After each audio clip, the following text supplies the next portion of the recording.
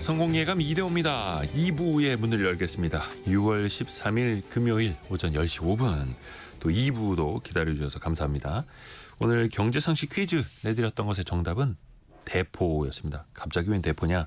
대포통장, 대포차, 대포폰. 그러니까 실제 명의자랑 그 사용자가 다른 것을 말할 때 붙는 단어죠. 그리고 최근에 이 대포통장을 전문적으로 만들어주던 일당이 검거됐다라는 소식도 전달을 해드렸고요. 혹여나 옆에서 누가 큰 돈을 줄 테니까 통장 하나만 잠깐 빌려달라라고 해도 절대 빌려주시면 안 됩니다. 같이 처벌받습니다. 같이 처벌받습니다. 5401님 사탕 발린 말에 절대로 현혹되지 맙시다라고 보내주셨고요. 7537님 보이스피싱 문자나 비슷한 전화 받았을 때 심장이 콩닥콩닥 너무 떨렸습니다. 성공예감 늘 듣습니다. 또 이렇게 보내주셨네요. 그렇죠. 사실 대포 통장을 쓴다라는 건 당연히 불법적인 일에 쓰려고 이거를 만들어 놓는 거죠. 그래서 보이스피싱 일당들이 돈을 뭘로 받아가느냐? 거기다 이 대포 통장으로 받아가는 거죠. 그 인출책을 그래서 아르바이트생을 쓰기도 하는데 그것도 역시 범죄에 가담하는 행위입니다. 조심하셔야죠. 9067님은 그 남편이랑 방송 함께 듣는데 경제 용어나 아는 정답 나오면 절대 모르는 사람 통장 만들어서 주지 말라고 한 소리 합니다라고. 잔소리 같아서 듣기 싫은데 틀린 말은 아니라서 알아두고 있어요라고. 우리 같이 조심해야 됩니다. 조심해야 됩니다. 그리고 또 특히나 노숙자분들처럼 좀 급전이 필요하신 분들 입장에서는 큰돈 준다고 하면 이게 또 혹 할 수 있는데 그러다가 더 큰일을 당하실 수 있습니다. 증시를 봐야 하는데요. 지금 코스닥이 2.5%나 급락하고 있습니다. 코스피는 1.1% 정도 떨어지고 있고요. 원달러 환율이 거의 12원 가까이 급등하고 있습니다. 1368원, 69원까지 치솟았고요. 그 배경은 앞에서도 속보를 전달해 드린 것처럼 이스라엘이 이란에 대한 공격을 감행했기 때문인데요. 지금 이스라엘에서도 공식적인 발표가 계속 나오고 있습니다.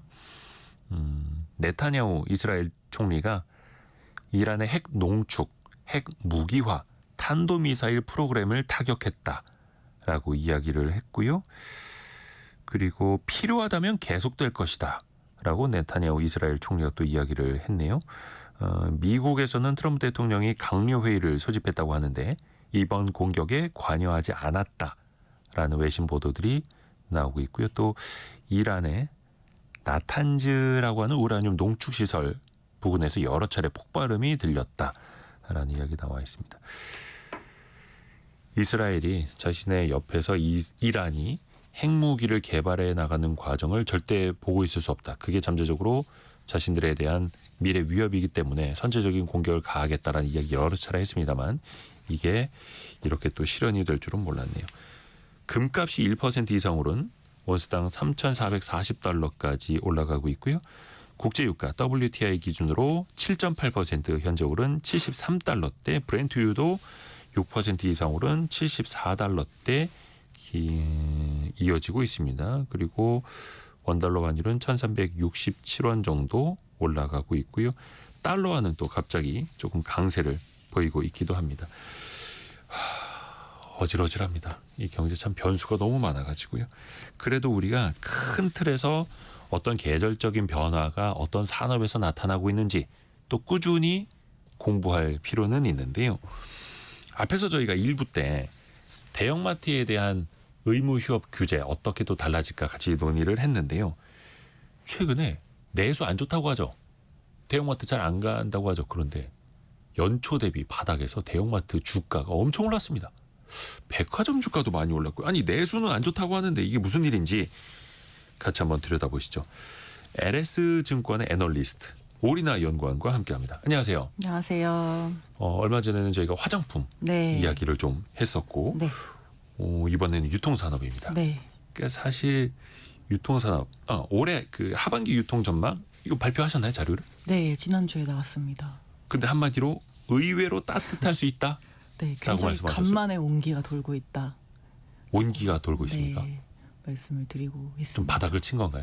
네, 일단은 12월에 저희 정치적 이슈 이후에 소비자 심리 지수가 이제 굉장히 떨어졌었는데 네네네. 이제 그게 4월부터 해서 조금씩 기준선 100을 넘어선 상황이 되었고요. 아하. 그리고 아무래도 새 정부가 취임하시자마자 아무래도 경기 부양책에 대한 부분들을 강하게 지금 추진하고 계시고 뭐 그런 내용들이 뭐 지역 화폐나 아니면 재난지원금 형태로 좀 나올 수 있다라고 보다 보니까 이제 소비 여력이 상대적으로 생길 것이다라고 보는 시각들이 우세해서 이런 부분들이 유통업체 주가에 좀 작용을 했다라고 보시면 될 것 같고 실제로 2020년 5월에 저희 코로나19 관련 지원금이 나왔었거든요. 네.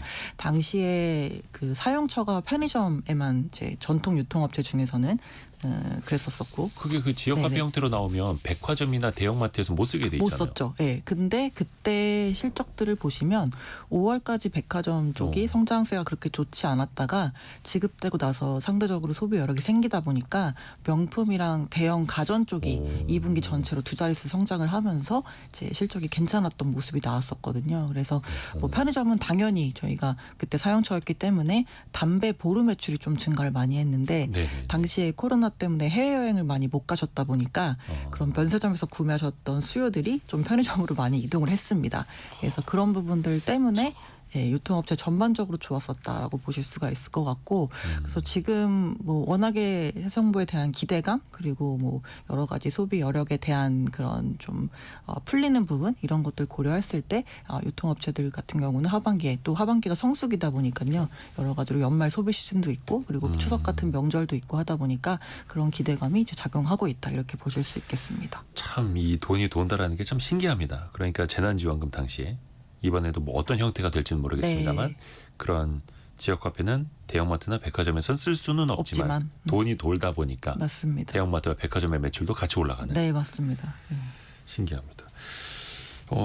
한 부분부터 좀 이렇게 따져볼까요? 대형마트 이야기를 좀 해보죠. 네. 대형마트 실적 자체도 올라오고 있나요? 네, 맞습니다. 실적도 사실 지난 2, 3년간 굉장히 안 좋았던 흐름이었다 보니까 네. 업체들이 구조 조정도 많이 했고 그리고 여러 가지로 비용 구조를 조금 더 슬림하게 얇게 만들어 놓은 내용 때문에 네. 조금만 매출이 반등을 해도 어쨌든 실적이 좋아질 수 있는 그런 구간에 진입했다. 저희는 이렇게 평가를 하고 있고요. 워낙 안 좋았어서. 네.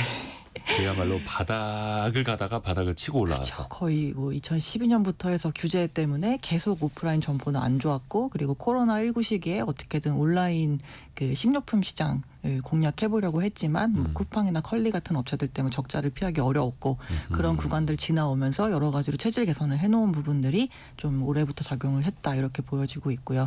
네. 비용 그리고 구조도 조금 더 낮춰놓고. 맞습니다. 예. 그래서 그런 부분들 그래서 더불어서 또 원래 이제 대형마트 사업을 영위하는 업체들이 대형마트 외에도 뭐 슈퍼마켓이나 뭐 여러 가지 포맷으로 이제 운영을 하는데 네. 사실 팔리는 상품이 똑같은 것들이 있을 거잖아요. 예를 들어 뭐 네네네네. 어떤 똑같은 생수라든지 똑같은 과자라든지 이런 것들을 다 따로따로 매입했었다면은 이제는 전 사업 부문 통합해서 매입하는 그런 구조로 바꿨다 보니까 그런 것들이 원가 좀 낮추는 데 도움을 주고 있고 이런 게 수익성 개선에도 좀 효과가 나타나고 있다 이렇게 평가하고 있습니다. 그럼 비용 절감 측면뿐만 아니라 그럼 소비자들이 과거보다 대형마트를 더 찾나요? 사실 이게 예전에 너무 안 찾았기 때문에 상대적으로 좀 찾는 것처럼 이제 효과가 나오고 있는 거고요. 더불어서 아무래도 온라인으로 주문을 이제 하시는 게 가장 간편하긴 하지만 그렇죠. 온라인으로 또 무료 배송을 받으시려면 4만 원 금액을 채워야지 보통 무료 배송이기 때문에 근데 뭐 애호박 2,300원짜리 뭐 이런 걸로 해가지고 4만 원 채우기는 사실 쉽지는 않잖아요. 그렇다 보니까 그동안에 좀 지갑이 얇아졌던 부분들이 좀 그냥 소량으로 구매를 그때그때 하는 식으로 좀 바뀌다 보니까 그런 내용이 대형마트도 그렇고 최근에 이제 SSM이라고 부르는 슈퍼마켓도 그렇고 조금 매출이 좋았던 이유 중에 하나다 이렇게 평가를 하고 있습니다. 어허. 네. 저희가 앞에 1부에서도 그 대형마트 의무 휴업 네. 만약에 이게 더 강화돼서 규제가 더 강화돼서 공휴일로 규제가 바뀌면 어떻게 될까 이런 이야기를 했는데 네. 실적에는 어떤 영향을 미칠까요? 일단은 기본적으로 평일 대비 주말이 매출이 30% 정도 더 많이 나오기 때문에 통상적으로 그래서 기존 이제 이랑 다르게 공휴일로 무조건 의무로 바뀐다면은 네. 매출이 빠질 수밖에 없는 그런 구간으로 저희가 평가를 하고 있고요. 다만 이제 과거 2012년 처음에 이제 유통산업발전법 시행되면서 그런 부분들이 작용했을 때랑 조금 다른 거는 온라인 쪽이 많이 발달을 했고 그리고 배송 같은 경우도 굉장히 과거 대비 고도화됐기 때문에 이제 그런 부분들로 일정 부분 좀 메꿀 수 있는 부분이 있지 않을까 저희가 이렇게 판단을 하고 있고요. 그리고 아무래도 지금 홈플러스가 어쨌든 지금 회생 절차를 밟고 있다 보니까 경쟁이 좀 완화되는 부분도 거의 10년 전과는 다르게 약간은 좀 방어할 수 있는 부분들이 조금씩은 있다 이렇게 보고 있습니다. 그래서 그 대형마트로 상장되어 있는 네. 그 법인 한국거래에서 상장된 그 회사 보면은 올해 초에 주가가 꽤 오르다가 네네. 최근에 이런 의무유역 규제 네, 강화 네. 이야기 나오니까 주가가 그냥 퉁 네. 떨어졌더라고요. 많이 빠졌었죠. 그러게요. 네, 그날은. 홈플러스 잠깐 이야기해 주셨는데 지금 기업 회생 신청한 지 거의 100일이 넘었더라고요. 네. 벌써. 근데 최근에 어제 뉴스를 보니까 청산 가치가 계속 기업 가치보다 높다. 네. 그러니까 이 회사를 계속해서 이어가는 것보다는 차라리 청산하는 게 경제적으로는 이득이다. 낫다. 이런 네. 계산. 이거는 이제 말 그대로 이제 계산일 뿐입니다. 그렇죠. 네. 그래서 어떻게 보면 이제 인수할 기업을 찾는 게 우선이다. 이런 이야기까지 네. 나오는데 이거 어떻게 진행될까요? 일단은 말씀 주신 것처럼 계속 기업 가치, 그러니까 계속 운영했을 때 기업 가치가 2.5조 원 정도이고 청산했을 때 가치가 3.7조 원 정도로 평가가 되고 있다 보니까 뭐 부동산이 많다 보니까요. 그래서 일단은 그 전에 M&A 신청을 한 상황이긴 한데 사실 매수해줄 만한 업체가 있는지에 대해서는 저희가 지금 다들 유통업체들이 그동안 굉장히 어려웠었기 때문에 경쟁이 되게 심했었고요. 그리고 또 코로나19 때문에 다들 이커머스 쪽으로 드라이브를 많이 걸면서 또 출하 경쟁했었다 보니까 자금 여력이 있는 업체들이 그렇게 많지는 않은 상황이거든요. 그래서 뭔가 오프라인 점포가 필요한 업체들 정도가 저희가 뭐 기대해 볼 수 있는 부분이겠으나 어쨌든 시장의 지배적인 시각은 이거를 좀 인수할 만한 업체들은 좀 딱히 있는 것 같지는 않다라는 게 이제 일단은 시각이고요. 그래서 일단 7월 10날까지 이제 그 회생 계획안 이제 낼 거여가지고 그 전까지 뭐 여러 가지 이런저런 딜들이 있겠습니다만은 어쨌든 뭐 전반적으로 유통업체 그 대형마트 씬에서는 좀 경쟁 완화되는 부분은 좀 긍정적으로 저희가 평가한다. 이렇게 그건 볼 이제 수 있겠고요. 경쟁사 입장에서 봤을 때 홈플러스 넘어지면 우리한테 오겠지라고 기대를 하는 건데 이건 굉장히 이제 냉정한 경쟁 상황인 거고 네. 산업 전반적으로 봤을 때는 글쎄요 MBK가 홈플러스를 그대로 계속 경영을 할까는 좀 퀘스천 마크가 찍히고 그쵸. 그럼 누군가는 인수하러 나와야 하는 건데 그렇죠. 최소한 청산 가치가 3조 원 넘게 계산이 됐다면 네. 그냥 본래 가치만으로 사도 3조 원 이상의 돈을 써야 된다는 거잖아요. 그죠. 근데 지금 같은 상황에서 과연 대형마트 산업에 3조 원 이상을 투입할 인수 주체가 나올 것인가? 그렇죠. 그것도 대형마트 산업에. 예. 근데 이게 또 사모펀드가 물려 있는 상황에서 또 다른 사모펀드에다 넘길 것인가? 아니면 유통의 어떤 전통적인 기업이 들어올 것인가? 그러니까 시장에서 약간 물망이 오르는 기업들 이름은 좀 언론에 이제 한두 개씩 나오기 시작은 하더라고요. 네. 근데 이제 뭐 물망에 이제 오르는 거고, 네네네. 예. 그래서 저희가 뭐 지켜봐야겠지만, 그래서 만약에 통으로 이제 매각이 안 되면 점포를 뭐 개별로 해서 뭐 조금씩 쪼개서 쪼개서 판매를 뭐 매각을 한다든지 이런 식으로 진행은 될 수는 있겠고, 어쨌든 저희가 봤을 때 뭔가 지금 계속 사업을 이어가기에는 뭐 저희가 서두에 얘기했던 그런 규제 리스크도 있고 그리고 뭐 유통 전체적으로 봤을 때 경쟁이 심화되는 부분도 있고 하기 때문에 뭐 그런 부분들이 청산 가치 높게 나오는데 작용을 하지 않았을까 이렇게 보고 있습니다. 그렇죠. 뭐 네. 예를 들어서 그러면 수도권 권역은 어떤 기업에 팔고 그렇죠. 지방 어떤 그렇게 할수 권역의 있죠. 매장들은 어디에 네. 팔 이렇게 쪼갤 수는 있을 그렇죠. 텐데 네. 근데 이게 원체 고용이라든지 맞아요. 협력사 소상공인한테도 맞습니다. 미치는 영향이 엄청나게 이제 크기 엄청 크죠. 때문에 네. 그냥 청산시키기는 현실성이 좀 떨어지고 만약에 어찌어찌 회생을 한다고 해도 과연 예전만큼의 경쟁력을 가질 수 있을 것인가. 일단 이건 기본적으로 어떻게 뭐 브랜드 가치가 예전만큼은 안 되게 되다 보니까 뭐 언제든 좀 위험할 수 있다라는 생각이 소비자들 사이에 좀 만연할 수 있겠다 저희가 이렇게 보고 있고 그래서 그런 부분을 봤을 때 납품업체들 같은 경우도 좀 불안한 부분들 때문에 뭐 납품도 기존 대비 조금 덜 적극적으로 할 수도 있고 하다 보면 결국은 또 경쟁력이 떨어지게 되는 그런 좀 악순환에. 자연스러운 악순환에 들어갈 수도 있죠. 그렇죠. 예. 그러니까 브랜드 이미지도 많이 악화되고 네. 경쟁력 자체가 떨어진 상황에서 그럼 과연 얼마나 그 경쟁이 회복할 것인가. 물론 이제 시간도 돈도 노력도 또 많이 필요할 테고요. 네네. 이건 조금 더 저희가 뉴스를 더 지켜볼게요. 백화점 한번 들여다볼까요? 네. 그러니까 백화점은 기존에도 대형마트보다는 더 선방하고 있었죠. 네, 그렇습니다. 근데 아무래도 명품이랑 뭐 식품 이런 쪽으로, 왜냐하면 명품은 뭐 온라인 쪽이 아무리 발달을 한다고 해도 저희가 비싼 거 사고 싶으면은 좀 물건도 매장 실제로 가서. 확인하고, 네, 네. 또 뭐 주시는 음료수도 같이 먹고 하면서 그러니까 하얀 장갑 끼고 만들어주시는 그런 거. 약간 누리면서 사고 싶은 그런 니즈 플러스 먹는 건 또 저희가 뭐 사이버상으로 못 먹으니까 직접 가서 먹어야 되니까 그렇죠. 이제 그런 것들 팝업 스토어 통해서 매출이 잘 나왔었는데 근데 최근에 이제 올해 연초부터 해서 그 보석하고 시계 브랜드들이 가격 인상을 좀 많이 단행을 했거든요.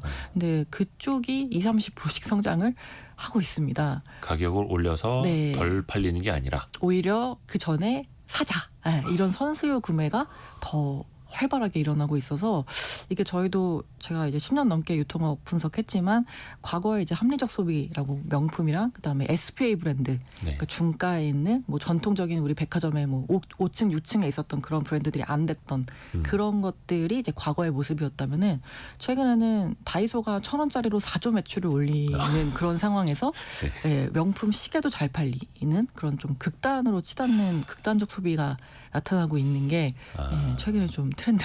우리가 늘상 양극화라는 표현 정말 많이 쓰는데 네. 그 양극화의 끝단이 더 멀어지는 진짜 거죠. 극단인 거죠. 극단과 극단으로 정말 뭐 수백만 원짜리 잘 팔리고 아니면 그러면서, 몇천 원짜리. 네, 다이소에서도 구매하시고. 네.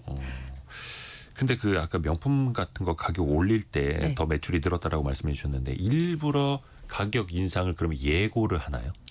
네, 약간 매장에서 제가 듣기로는 매장에서 뭐 직원분들이 뭐 오를 거라고 얘기가 있는데 뭐 지금 구매하신 게 낫지 않을까요라고 하시는 살짝. 것도 있고, 예, 그리고 또 해외 사이트에서 이미 가격이 올랐는데 그러면은 우리나라도 오를 것이다라고 이제 순차적으로. 예, 약간 커뮤니티 상에서 바이럴 되면서 예, 다들 좀 구매를 하고 뭐 이런 식으로. 고객님 다음 주에 오시면 이거 30만 원 올라 있을 거예요라고 하면 계획이 있습니다. 그리고 그러지. 이런 게 굉장히 잦게 일어나다 보니까 구매하실 때 다들 좀 물어보시는 것 같아요. 혹시 저희 브랜드 뭐 인상 계획이 있으신가요?라고 해서 확인하는 경우도 있고 예, 그런 식으로 계속 올라가고 있습니다. 근데 네. 그런 고가품 같은 경우에는 가격 인상에 조금 더 둔감하고 네. 오히려 그게 소비를 촉진하는 아이러니한 상황에 빠지기도 하는 네. 거고요. 근데 이게 소비만 양극화되느냐 그것도 아니고 백화점 점포도 양극화되더라고요. 맞아요. 완전 대형점 위주 그리고 또 저희 보통 플래그십 스토어라고 불리는 좀 대표적인 그런 점포들 위주로만 성장이 잘 나오고 네. 있고 지방 점포들이나 아니면 좀 소형 점포들 같은 경우는 과거처럼 성장률이 그렇게 나오지는 않고 있는 상황. 그래서 뭐 적자를 내거나 또는 아예 그냥 문을 닫는 경우도 있기도 합니다. 네. 그러니까 지역에 있는 어느 백화점은 아예 문을 닫아버리고 네. 영업이 안 돼서 폐점하는 백화점도 네, 있고 네, 네. 어느 백화점은 점포 하나에서 연매출 3조 원 넘어버리고 그렇죠. 그래서 이게 아무래도 소비 패턴이랑도 연관이 있는 게 과거처럼 저희가 뭔가 물건을 필요로 해서 그냥 구매를 하러 가는 점포의 포맷이 네. 백화점이 아니라 요즘에는 가셔가지고 시간도 보내고 뭐 미술관에 가셔가지고 뭐 전시도 보고 그 백화점 안에 입점되어 있는 그리고 뭐 교보문고 같은 그런 서점에도 가서 뭐 시간을 보내고 뭐 앉아 있기도 하고 그런 형태로 봤을 때는 점포가 커야 되는 거죠. 네네. 네, 과거처럼 지방에 조그만한 그런 점포들이 아니라 그렇다 보니까 그런 대형 점포들 위주로만 좀 많이 쏠리고 있고 더불어서 뭐 외국인 관광객분들도 오셨을 때 뭔가 한국을 대표할 만한 그런 쇼핑몰이라고 봤을 때 이제 그런 쪽으로 많이 트래픽이 몰리다 보니까 예, 그런 차이가 난다.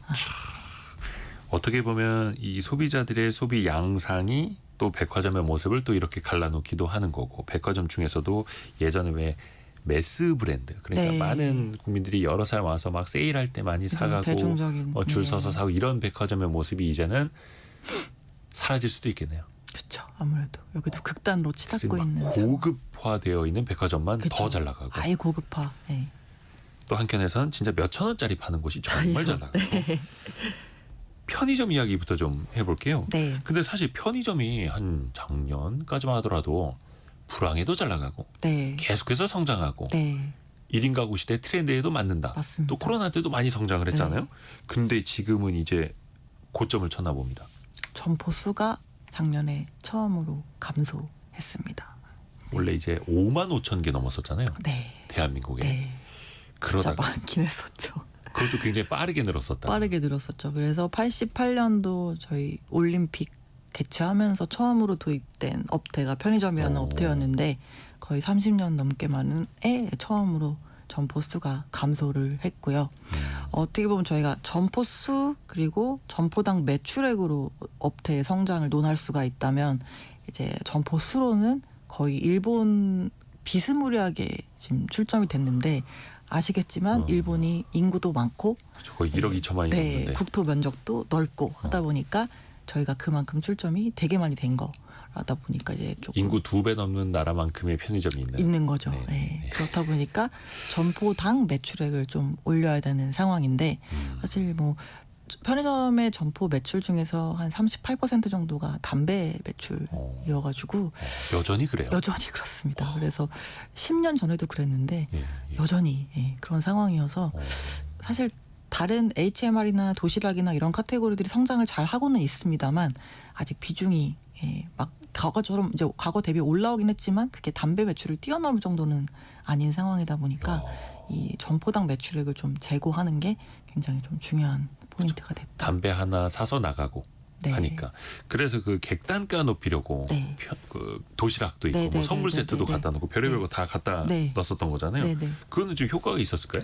일단 객단가가 좀 성장세 올라갔습니까? 자체는 좀 많이 나오고 있어서 뭐 네. 최근에 화장품이나 건강기능식품 같은 그런 새로운 카테고리의 성장세가 세 자릿수씩 나오고 있고 그리고 뭐 또 외국인 관광객들이 와가지고 저희가 일본 놀러 가서 편의점에서 이것저것 많이 사와서 먹어보고 하는 것처럼 비슷한 지금 소비 패턴으로 좀 증가하고 있는 부분들이 있긴 한데 근데 사실 이게 다이소랑 가장 겹치는 그렇죠. 그런 카테고리들이다 보니까 이게 실제로 매출 점포당 매출액에 좀 미치는 영향은 좀 제한적이지 않을까 저희는 조심스럽게 그렇게 추정을 하고 있고요. 아, 예. 그러니까 편의점에서 예전에는 치킨 피자도 팔았고 지금도 팔고 있고 네, 커피도 뭐 ATM기, 네. CD기 네. 들어온 지도 정말 오래됐고 네. 이제는 화장품도 판매하고 있고 네. 택배도 이제는 기본이 됐어요. 그렇죠. 또 새로 도입되는 게 뭐가 있을까? 또 이제 그 환전도 해준다고. 환전도 해주고. 별의별 걸 다 하네요. 네. 근데 그렇게 되면 뭔가 들어가는 비용이라든지 이런 게 많이 좀 분산되지 않을까? 이익률이나 이런 게 괜찮나요? 그래서 아무래도 과거 대비해서 이제 영업이익률 같은 경우는 조금 하락한 상태이고 어허. 물론 여러 가지 다른 변수들도 있긴 했습니다만은 어쨌든 수익성이 과거 대비 좀 빠진 거는 사실이고요. 더불어서 이 한 상품의 히트 주기가 과거에는 뭐 평균 22개월 정도, 그러니까 어떤 상품이 출시됐을 때 이제 그게 유행하는 기간이라든지 아니면 2년 가까이 갔는데 됐는데 지금은 4개월 정도로 줄어든 상황이거든요. 유행이 더 빨라졌어요. 네. 근데 제가 요새 미팅 가서 4개월 정도라고 말씀드리면 그거보다 더 짧은 것 같은데라고 하시는 분들도 계세요. 그러니까 그만큼 굉장히 유행 주기가 단축되는 것들이 편의점으로 하여금 지속적으로 신상품을 내야 되고 또 뭔가 히트를 시켜야 되고 이제 그런 부분들이 부담으로 작용을 할 수가 있겠죠. 예, 그런 부분들을 백화점들은 아무래도 팝업 스토어 형태로 좀 대응을 해 나가는 것 같고요. 가장 최근에 유행했던 건 두바이 초콜릿 이런 거 있잖아요. 두바이 초콜릿이 작년에 상반기 때 예. 유행했었었고 지금은 좀 꺾였나요? 두바이 초콜릿이 유행을 해서 이제 편의점에 깔리기 시작했을 때 이미 유행이 끝나버리고 약간 식어버리고 스웨덴 그래요? 젤리로 넘어갔었었고요. 네, 이제 스웨덴 젤리예요? 네, 그것도 이제 끝났고 아, 올해 그래요? 상반기에는 들어보지도 못했는데 네. 벌써 끝났어요? 무슨 유명 연예인이랑 같이 콜라보했던 맥주, 그다음에 무슨 뭐 오크통의 소주, 뭐 또 뭐 약간 아이스크림인데 치킨 모양 뭐 이런 식으로 상반기에만 벌써 좀 여러 가지 히트 상품들이 지나갔습니다. 네. 다 처음 들어봤는데 이게 상반기에 다 지나간 네, 거예요? 네, 저도 처음 들어봤어요. 그만큼 유행이 빠르고 네, 또 네, 그거를 네. 편의점이 선도하고 편의점에서 거기서도 MD라고 하는지 모르겠는데 이런 맞습니다. 기획하시는 분들 진짜 머리 빠지겠네요. 그렇죠. 예, 그런 게 과거처럼 막 쭉 스테디셀러로 오래 가는 게 아니라 뭐 한때 유행했다가 그냥 SNS에 인증하고 또 금방 식어버리고 이런 식으로. 아, 예, 그러니까 그 SNS로 인증한 걸 또 외국인들은 딱 와서 한국에서 요즘 이게 유행이래. 네. 라고 해서 국내 입국하자마자 편의점 달려가고 가서 해보고 사진 찍고. 찍고 찍었으니까 이제 뭐 다음 거. 근데 그 외국인이 다음번에 올 때는 그 유행은 지나간 지 한참 그쵸. 지났을 때고. 그 또 유통업체 이야기하자면 이거 올리브영을 빼놓을 수가 없습니다. 네. 예전에는 드럭스토어라고 초창기에 맞습니다. 했었고 네. 그다음엔 H&B 헬스 앤 뷰티 네. 중심으로 파는. 근데 요즘은 또 별거 다 팔던데. 네. 근데 처음에 여러 드럭스토어 심지어 해외 브랜드들도 많이 들어왔었고 맞아요. 또 화장품 파는 가게들도 경쟁이 맞아요. 치열했는데 많았었죠. 어떻게 올리브영이 그걸 다 장악하게 됐을까요? 일단은 이게 과거에는 그 아모레퍼시픽이 그 아리따움이라는 자체 화장품 유통 매장. 채널, 어떻게 보면은 뭐 전문점 같은 거죠. 네네. 그걸 런칭하면서 그거에 점주님들이 반발이 좀 있었겠죠. 왜냐면은 우리가 이제 이걸 팔아야 되는데 올리브영에 똑같이 있으면은 곤란하다. 네네네. 이런 부분들도 있었었기 때문에 올리브영에서 아모레퍼시픽 브랜드들이 많이 빠졌었어요. 그래서 이제 그런 내용 때문에 올리브영이 어쩔 수 없이 어떻게 보면은 뭐 유명하지 않은 그런 브랜드들을 왜냐면 매대는 채워야 되니까 이제 네네네. 그런 걸로 입점을 시키면서 어떻게 보면 지금의 H&B 스토어의 모습을 갖췄는데 근데 그거를 이제 하는 업체들이 뭐 GS 리테일의 랄라블라 있었고 과거에 왓슨스였었고 그리고 롯데쇼핑에도 롭스가 마트 사업 부분 안에 있었고 그리고 이마트도 부츠, 분스 뭐 다 이런 하나씩 했죠, 자체 브랜드를. 신세계도 시코르 뭐 이런 식으로 했었고 심지어 LVMH의 세포라까지 이제 우리나라에 들어오면서 이제 했었었는데 근데 이게 이미 올리브영이 매장을 확장을 많이 해놨었고 그런 부분들 때문에 그 아성을 이겨낼 수가 없었던 거죠. 거기다가 뭐 기존의 유통업체들이 이걸 기본적으로 하다 보니까 이커머스도 그렇고 뭐 대형마트도 그렇고 백화점도 그렇고 다 약간 지금 힘들어진 상황에서 이렇게 신사업에 투입할 그런 자원이나 에너지가 없었던 상황이었다 보니까 지금은 다 철수하거나 뭐 종료하거나 사업을 굉장히 축소해 놓거나 이런 상황이다 보니 지금의 호황을 올리브영이 어떻게 보면 다 누리고 가져간 거죠. 있는 상황이 됐죠. 그리고 뭐 1분기에 어쨌든 QOQ로 매출 성장률이 조금 빠졌다 보니까 그러니까 전분기 4분기 대비해서 예. 그런 것 때문에 좀 성장세가 꺾였다 이런 언론 보도들이 좀 있었었어요. 근데 사실 전통적으로 4분기가 가장 그 세일도 크게 하고 연말 성수기이기 때문에 1분기 성장세는 항상 저희가 전분기 대비해서 봤을 때는 낮게 나왔던 그런 상황이었어서 이거를 가지고서 뭐 성장이 꺾였다 이렇게 단정 짓기는 조금 저희가 이른 시점이다 이렇게 말씀을 드리고 있고 3분기에 어쨌든 중국인 관광객 단체 관광객이 일시적으로 비자 없이 입국할 수 있게 해준다라는 내용이 나왔다 보니까 이런 분들이 놀러 오셨을 때 과거에는 면세점으로 가셔가지고 이것저것 샀다면 아무래도 면세는 또 그래도 달러로 구매하시다 보니까 또 달러 환율이 중요한데 여러 그런 부분들도 그렇고 또 브랜드의 다양성이라든지 이런 것들을 고려했을 때에는 그런 소비가 올리브영이랑 다이소 쪽으로 조금 쏠릴 것이다 이렇게 보고 있어서 올해에도 올리브영 질주는 계속 될 것이다 이렇게 전망하고 있습니다. 그 LVMH 그러니까 루이비통 그룹이 만든 세포라라는 매장도 결국엔 철수했잖아요. 네, 국내에서 한국에서 이거 안 되겠다. 그렇죠. 그래서 그리고 다른 유통기업들도 줄여가고 있고 그걸 네. 다 올리브영이 더 먹어 나가고 있고 확장을 해 나가고 있고 또 외국인들도 많이 들어와서 올리브영 찾아간다 하더라고요. 요즘에는 거의 뭐 올리브영에 계신 손님분들이 다 그 면세 그 텍스프리 받고 있는 모습 여권 내면서 그런 모습들이 부가세 심심치 않게 근데 포착되고 그게 있습니다. 그런 화장품 매장은 해외에도 많이 있고 네, 다른 나라에도 많이 있잖아요. 네, 네.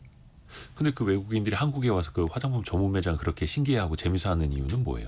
일단은 브랜드 다양성이 크게 한몫 작용을 할 것 같고 그리고 K뷰티에 대한 지금 유행 어떻게 보면은 다들 좀 재미있어하고 좋아하고 뭔가 패키지도 신선하고 이런 빨리 바뀌는 그런 흐름들이 포착이 될 수 있는 그런 채널이다 보니까 가셔서 기본적으로 저희 뭐 김 사고 막 이랬던 거랑 비슷하게 한국 가면 이런 거 사야 되는데 이제 일본 그런 가면은 그 것들이죠. 편의점 같은 데 가보고 막 네, 편지숍 가보듯이 네, 이거 사 먹어야 되는데 이제 이런 거고 그리고 아무래도 이게 SNS 통해서 워낙에 전방위적으로 다 확산이 될 수 있는 그런 환경이 마련됐다 보니까 뭐 우리나라 유행하는 거는 똑같이 실시간으로 글로벌리 유행할 수 있는 SNS로 바로 퍼지고 네, 맞습니다.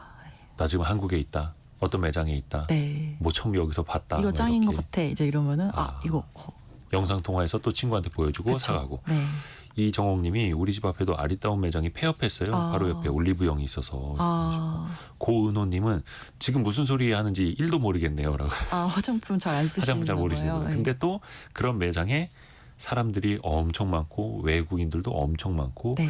이렇게 또 유통업의 트렌드도 크게 지금 바뀌고 있죠. 이런 흐름을 또 우리가 알아야 됩니다. 네. 이게 또 돈의 흐름이기도 하는 거고요. 네. 또 그만큼 또 다른 자영업 하시는 분들도 또 그쵸. 영향을 받을 수밖에 그쵸. 없어서 우리가 지금 LS증권의 오리나 연구원 애널리스트 통해서 이야기를 듣고 있는데 현재까지 들어와 있는 뉴스도 정리해드리고 이야기 계속 이어갈게요. 라디오 정보센터 다녀옵니다.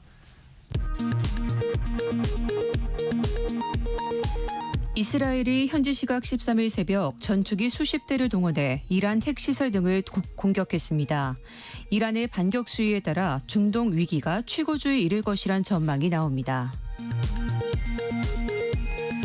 이재명 대통령이 오늘 용산 대통령실에서 5대 그룹 총수 및 경제 6단체장이 참석하는 경제인 간담회를 주재합니다. 서울 아파트 가격이 40주 만에 최대 상승폭을 기록했습니다. 오름세가 강남권을 넘어 서울 다른 지역으로 확산하고 있습니다. 정부는 어제 부동산 시장 점검회의를 열고 서울 시장 상황이 엄중하다고 진단했습니다. 미국 도널드 트럼프 행정부가 냉장고와 세탁기 등 가전제품에 사용된 철강에도 50% 철강 관세를 부과하기로 했습니다. 이번 관세는 23일부터 적용됩니다. 지금까지 라디오 정보센터 뉴스 정한나였습니다. 성공예감 이대호입니다. 2부 함께 하고 계시고요. 10시 36분 지나가고 있네요. LS증권의 오리나 연구원과 함께 유통업 트렌드 계속해서 우리 듣고 있는데요. 앞에서도 살짝 이야기를 했습니다만 이제 내수 활성화 또 경기 부양을 위해서 추경, 2차 네. 추경도 지금 정부가 추진을 하고 있지 않습니까? 뭐 한 20조 원 넘을 거다 여러 네. 가지 예상들은 나옵니다만 그게 실제로 이루어지면 어떨까요? 내수 혹시 또 유통업에는 많이 도움이 될까요? 일단 유통업은 무조건 도움이 된다라고 봐주시면 되겠고 그리고 추경 안에 이제 그런 내수 부양하는 형태를 뭐 앞서 저희가 서두에 말씀드렸던 지역 카페나 아니면 재난지원금 형태로 좀 나올 것이다라고 좀 예측이 되고 있다 보니까 그런 지갑에 있어서 뭔가 여유가 생기는 부분들 그리고 또 하반기가 보통 돈을 또 많이 쓰시고 또 10월에 해외 추석이 연휴. 있습니다만 어쨌든 해외 나가시는 분들도 계시겠지만 또 그게 아닌 분들도 있으실 거기 때문에 그런 부분들이 저희가 전체적으로 좀 소비에는 조금 더 소비 시장을 좀 기대할 수 있는. 그렇죠. 그리고 워낙에 안 좋았기 때문에 24년도가 소매 판매액이 이제 0.1% 감소했는데 지금 소매 판매액 지수로 봤을 때도 3년 연속 최장기간에 감소했고 그리고 또 이 기간에 이제 감소한 기간 자체가 95년도에 통계 작성한 이후에 최장기간이기 때문에 굉장히 안 좋은 상황인 건 맞습니다. 그래서 조금만 지금 좀 불을 지펴주면은 어쨌든 살아날 수 있는 그런 환경이다 이렇게 보고 있습니다. 너무 안 좋았기 때문에 너무 안 좋았기 그 바닥에서는 그래도 조금 올라올 수 있는 물론 더 많이 올랐으면 좋겠습니다만 네. 저희가 여러 가지 그 유통업태 이야기를 좀 해보고 있는데 올리브영 이야기면 그 다음에 빠질 수 없는 게 다이소입니다. 네. 다이소는 정말 매장도 엄청 많아졌고 진짜 여기는 거의 최고가품이 5,000원이라면서요. 5,000원이죠. 5,000원 이하 제품 팔아서 매출 4조 원. 네. 어마어마합니다. 그러니까 예전에 저 어릴 때만 하더라도 뭐 천냥백화점 뭐 그런 거 많았거든요. 근데 그런 경쟁자들은 다 저물었고 여기는 또 어떻게 또 다이소만 살아남게 됐을까요? 다이소가 이제 500원, 1,000원, 2,000원, 3,000원, 5,000원 또 네. 4,000원은 없더라고요. 네. 그렇게 팔아서 지금 작년에 3.9조 원 매출을 올렸고 예. 지금 오프라인 그 유통업체를 운영하고 있는 업체들의 이제 수익성, 영업이익률을 보시면 올리브영이 한 12% 후반 정도로 가장 높고요. 그 다음에 다이소가 한 9% 정도이고 이게 약간 피부로 와닿게 말씀을 드리면 백화점, 현대백화점, 백화점 부문이 지금 한 5% 수준이니까.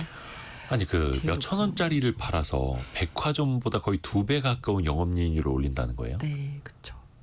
대단하네요. 네, 그만큼 지금 모든 소비재의 가격을 낮추면서 지금 뭔가 가격에 굉장히 왜냐하면 지금 최근에 고금리 고물가 때문에 다들 고통받고 있었던 상황이었다 보니까 이 가격이 떨어질 수 있는 그런 지금 포맷으로 가고 있는 다이소 같은 경우는 네. 다 흡수를 했고, 그리고 상대적으로 그 시커머스 업체들 대비해서 품질에서는 좀 더 안전하다고 여기는 그런 시각들이 있는 것 같아요. 그래서 그러니까 테무, 뭐 알리 이런 네. 걸로도 많이 이제 정말 공습처럼 들어오고 있는데 싸긴 하지만 뭔가 조금 불안하고. 그런 부분들은 아무래도 국내 납품업체들 통해서 지금 상품 제조하고 있는 다이소가 조금 더 안전하지 않을까라는 그런 인식들도 일부 작용했을 것 같다 이렇게 보여지고. 국내에서 제조해요? 국내 납품업체도 있고요. 그리고 그러니까 국내 납품업체인데 뭐 중국에 제조하는 것도 있고 하지만 어쨌든 100% 중국에서 오는 건 아니다 보니까. 야, 근데 영업이익률이 9%에 이른다. 결코 낮지 않아. 네. 어떻게 보면 높은. 저는 그런 생각도 했었거든요. 아니 언제까지 지금 물가도 많이 오르고 하는데 몇천 원 순으로 이제 이걸 가격을 다 감당할 수 있을까?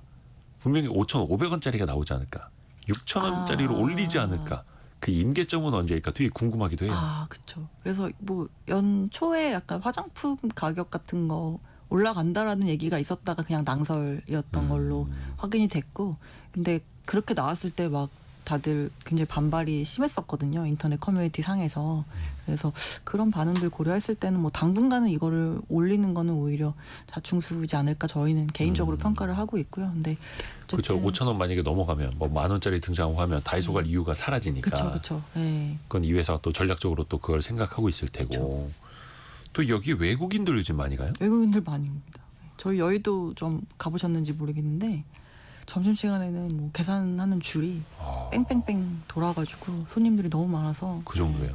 그 정도가 됐고, 그리고 뭐 그냥 1,000원, 2,000원 하니까 그냥 재미로 가보시는 분들, 재미로 갔다가 이거 괜찮네라고 사시는 분들도 많으신 것 같고, 그리고 여의도에 계시는 더현대 이제 구경하시고 넘어오셔가지고 뭔가 좀 저렴하고 또 그런 또 캐릭터 제품들 많거든요. 그래서 그런 것들도 사가시는 분들도 또 많고. 재미를 느끼는 거죠. 그렇죠. 예.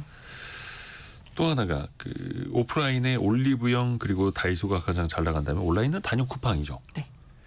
근데 쿠팡은 예전에 한참 이제 계속 조 단위 적자가 이어지면서 불안하다 했었는데 네. 회사는 계획된 적자다, 전략적인 적자다라고 했었고 이제는 좀 어떻게 흑자가 안정적으로 나오고 있다 볼 수 있습니까? 안정적으로 나오고는 있는데요. 네, 그리고 회사도 지금 올해 연간으로 그 고정 환율, 그러니까 환율 지금 변동이랑 관계없이 똑같은 기준으로 봤을 때 한 20%대 매출 성장을 목표로 잡고 있는 상황입니다. 그래서 1분기 때도 괜찮았었는데요. 근데 지금 저희가 고객 수, 그다음에 고객당 매출액으로 봤을 때에는 고객 수는 편의점이랑 마찬가지로 꽤 목에 찬 상태로 저희는 평가하고 있고, 실제로 뭐 쿠팡이 지금 워낙 잘하고 계시다 보니까 저희 월간 활성 이용자 수로 봤을 때 3천만 명 정도 사용하고 계시니까 꽤 많이 이제 올라온 상태이고요. 우리나라에서 쓸 수 있는 사람은 거의 다 쓰고 있다. 거의 다 쓰고 계신 경제활동 인구 한 2,800만 명대인데 그러니까요. 경제활동 인구보다 더 많은 사람이 쓰고 있는 거네요. 그러니까 이게 해외로 나가거나 아니면은 조금 더 뭔가 확장을 시켜야 되는 상황이 일단은 가입자 수고, 그다음에 이제 고객당 매출액으로 봤을 때 이거를 높여야 되는 그런 상황이 되는 거죠. 그래서 계속 400불을 못 넘기고 있는 상황인데, 근데 저희가 뭐 생수나 휴지나 물티슈 같은 걸 그런 거 통해서 사실 이걸 넘기기에는 생각보다 쉽지 않기 때문에 이제 고관여 상품들, 그러니까 개인의 취향이라든지 가전제품 같은 거. 이런 것들, 뭐 옷이라든지 패션, 뭐 그리고 화장품 같이 좀 객단가를 높이면서 이제 고객을 그 플랫폼 안에 좀 가둘 수 있는 그런 제품들을 많이 강화를 하고 있고, 실제로 그래서 쿠팡이 이번 1분기 때 실적 발표하면서 컨퍼런스 콜 때 이제 언급했던 것 중에 하나가 뭐 유명 해외 화장품 브랜드들이 입점을 완료했고, 화장품뿐만 아니라 뭐 백화점에 입점되어 있는 그런 뭐 찻잔 그릇 브랜드라든지 뭐 그런 것들, 뭐 보석 브랜드, 보석까지는 아니지만 어쨌든 패션 주얼리의 그런 브랜드들도 입점을 했다라고 밝혔거든요. 그래서 확실히 객단가를 좀 제고하려는 그런 전략들이 좀 나오고 있는 것 같다라고 저희가 보이고, 그리고 쿠팡이 아무래도 이 셀러분들 판매하시는 거에 대한 데이터를 많이 가지고 있다 보니까 그것들을 통해서 여러 가지로 구매로 전환이 쉽게 될 수 있는 그런 PB 상품들도 많이 내놓고 있어서 이번 1분기 때도 화장품 PB 상품을 냈거든요. 그래서 저도 한번 사봐서 써봤는데 그런 식으로 여러 카테고리로 지금 과거의 생필품 위주에서 그런 식으로 확장하는 그런 국면에 접어든 것 같다. 네. 근데 쿠팡은 빠른 배송으로 유명했는데 네. 그 가전 제품도 그래서 그렇게 빠른 배송해주고 빠른 설치하는 걸로도 차별화를 했고 네. 귀금속 같은 경우에도 그러면 그 새벽 배송해주고 한번 반지 껴보고 무료 반품하고 이렇게 가나요? 그럴 수 있겠죠. 근데 뭐 귀금속 브랜드까지는 아니었지만 어쨌든 뭐 백화점에 입점된 그런 중가 정도의 그런 패션 패션 주얼리 브랜드이긴 했습니다만 어쨌든 예.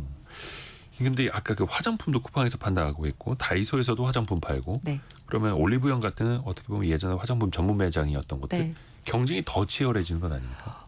약간 타겟하는 게 조금 다를 것 같기는 합니다. 왜냐면은 다이소는 가격 그리고 좀 소용량 단위 그리고 네.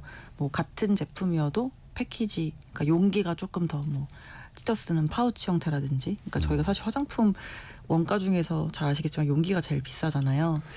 내용물보다 조금 씁쓸하긴 합니다만 네. 내용물보다 용기가 더 비싸다. 뭐 그런 경우가 되게 많잖아요. 그래서 그런 것들을 뭔가 조금 대용량이나 비싼 용기 좀 좋아 보이는 그런 용기가 아니라 그냥 찢어 쓰고 뭐 버리고 뭐 이런 식으로 좀 소용량으로 그리고 또 그 용기가 그 각각 제품마다 다르게 가져갈 수도 있는데 그냥 공통적으로 금형을 똑같이 떠가지고 라벨만 바꿔서 붙이는 그런 용기들이 좀 많거든요. 그래서 그런 식으로 만든 것들이 다이소에 좀 많이 들어간다 보시면 될 것 같고. 그 화장품 종류는 다르지만 네, 그렇죠. 네, 그 케이스는 브랜드만 거의 다르지만, 비슷한. 그냥 어떻게 보면 공산품 케이스를 쓰는 거라 보시면 되죠. 그렇게 좀 근데 또 소비자들은 더 저렴하게 사기 위해서 그것도 좋은. 그렇죠. 예, 그렇게 하는 좀 약간 포지션하는 완전히 게 차별화돼 있네요. 다른 부분이어서 지금 온라인 쇼핑몰은 거의 쿠팡하고 네이버 스마트 스토어 완전 히 양분돼 있죠. 네, 다른 데랑 격차가 너무 멀고요. 너무 벌어졌죠. 더 이상 그러면 쿠팡하고 네이버 사이는 어떻습니까? 네이버가 이제 올해 들어서 커머스 쪽, 그러니까 이커머스 쪽을 다시 한번 좀 강화를 하고 있는 모습이에요. 그래서 네.